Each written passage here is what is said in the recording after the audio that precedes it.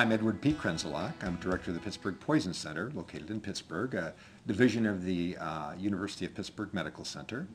And I'm a professor of pharmacy and pediatrics at the University of Pittsburgh, and also the Gordon J. Vanscoy Endowed Chair in Pharmacy. So I have a lot of different titles at the University of Pittsburgh.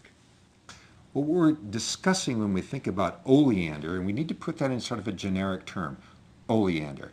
And oleander, there's Nerium Oleander, which is grown in the United States, which is a ornamental plant. You'll find it especially in the southern states, along boulevards, if you're driving to Disneyland.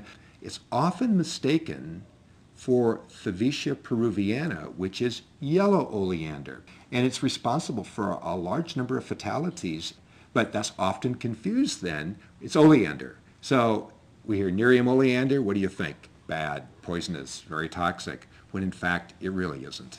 One of the very common myths that we hear is about one leaf will kill a child. And I can't think of a single plant, any plant, whether it's Jimson weed or whether it's Nerium or whether it's any other plant that's deemed to be toxic, where the ingestion of one leaf will be fatal. There are the myths about Boy Scouts that went out and had a fire to roast weenies, and they took oleander switches, stripped all the leaves off, took their knife and cut a little point on it so they could shove the wiener on, and then roasted the wiener over the fire and died as a consequence of being exposed to Nerium Oleander. Strictly a myth. If I have one word of advice to people is don't believe everything you read on the internet, especially as it relates to plants, especially as it relates to Nerium Oleander, because much of the information is inaccurate and potentially dangerous. Well, I have a database, and this database represents data from the American Association of Poison Control Centers and involves 668,111 cases, if you can imagine that. It's a very large database. And these are all ingestions of plants. Let me put this into perspective for you. In about 2.3 million plant exposures over roughly the last 25 years, there have only been 43 deaths due to plant ingestions in the United States. None of them have involved Nerium Oleander, not one.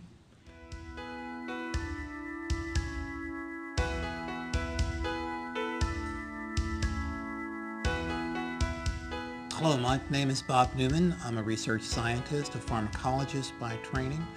I received my education in New England at various schools, including Vermont Medical Center, and did a year of research at Stanford University in California, followed by 24 years at University of Texas M.D. Anderson Cancer Center. So as a pharmacologist and toxicologist, my primary concern was one of safety. That we knew that there are components within Nerium Oleander that had the potential for toxicity in high enough concentrations, but within a skin cream, this was very, very important that we identify safety concerns first. So first and foremost, what we did was to do a safety study in a clinical setting. That is, with application of Nerium AD to the skin, we used the most sensitive type of analytical instrument, tandem mass spectrometry, to define whether in fact there were any detectable nanogram levels of cardiac glycoside within the systemic circulation after application to the skin. Tried our best, validated analytical system, could find no oleandrin or other cardiac glycosides present in the human plasma from these volunteers who applied this to their skin. Without absorption through the skin into the systemic circulation, we deem this to be a safe product. That, together with past studies where we were intentionally administering cardiac glycosides for treatment of cancer, showed the great safety to topical application of this. Now, a great surprise and delight to us was the fact that in these safety studies, we started seeing improvement in certain skin effects in individuals. And that is reduction of wrinkles, improvement of sunspots, reduction in intensity of colored spots within the skin, which led us to believe that there may be potential here for a more normal application as a cosmetic cream applied to the skin for health and beauty benefits.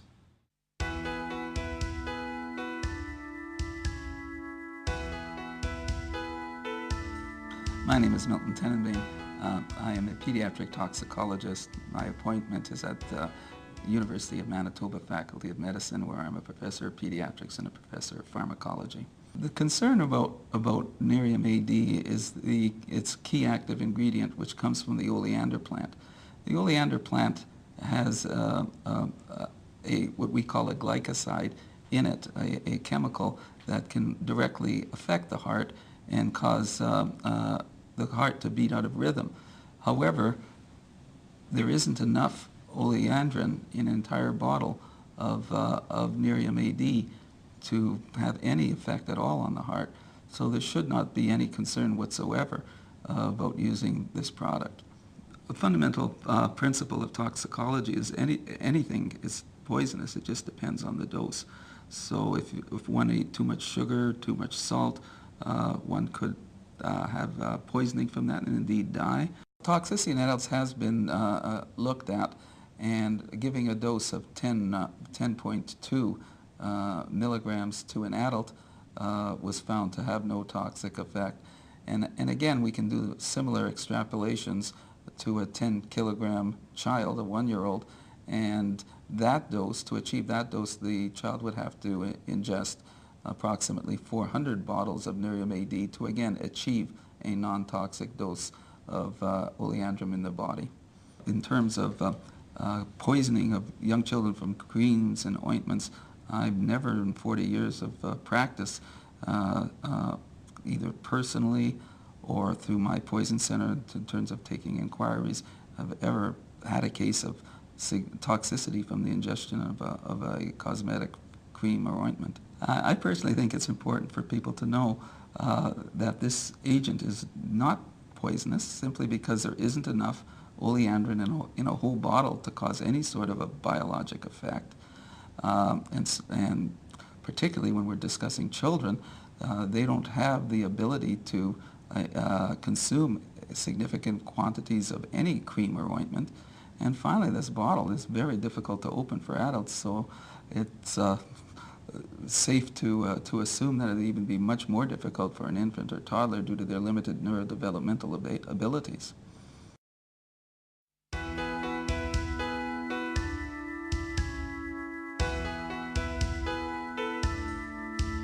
My name is Wallace Winters. I'm an M.D. Ph.D.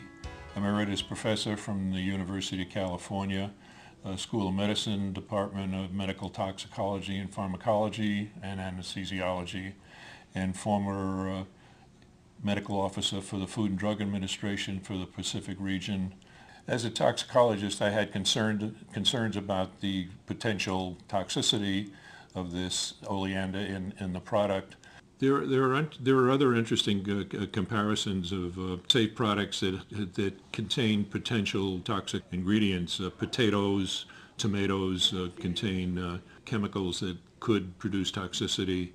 All chemicals and drugs are poisons, and it's the dose that matters. I was especially awakened to this fact by reviewing the literature on Botox, which is probably one of the most toxic chemicals we have, and yet it has been possible to adjust the dose to a level that is relatively safe to use in thousands of patients. The Nerium product, as a result of the studies that we designed and did, indicated that there was no evidence of toxicity and no evidence that the oleandrin was absorbed through the skin. So therefore, my conclusion is that the Nerium product is perfectly safe to use.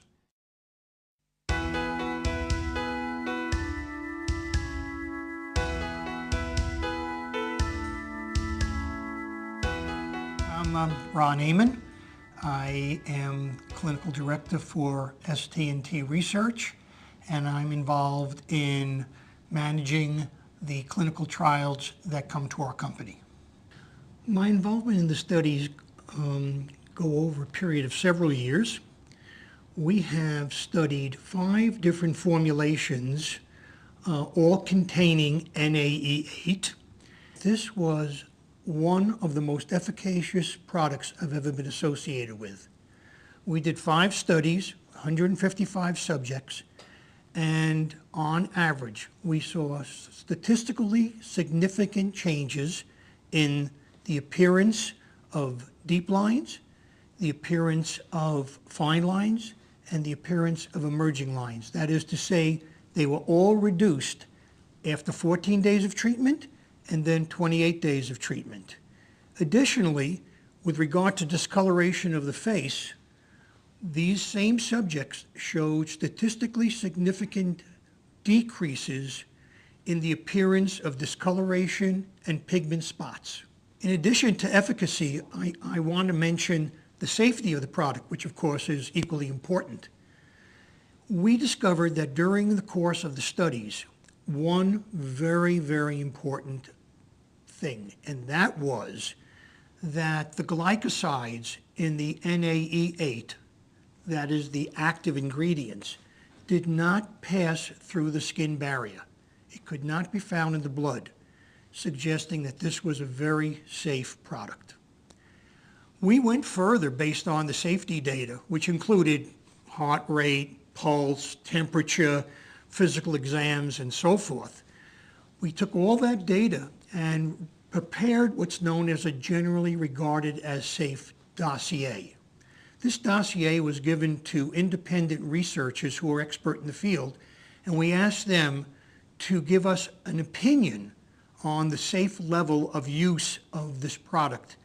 And they concluded that this was a very safe product to use, and that even if someone used more than a half a tube a day, which is like 2 weeks worth of stuff, and used that for the rest of their lives, they would still be within generally regarded as safe levels.